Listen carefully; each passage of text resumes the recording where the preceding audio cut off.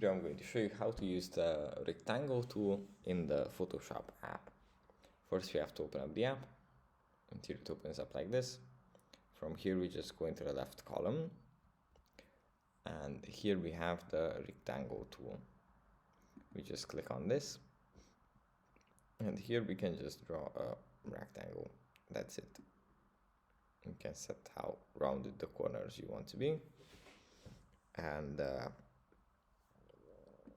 you can also fill the path with a color. You can select from these colors, and also you can from the whole color range.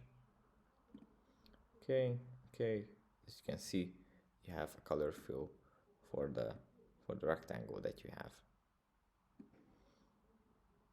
And that's basically it for this video. I hope it was helpful for you guys, and I'll see you on the next one.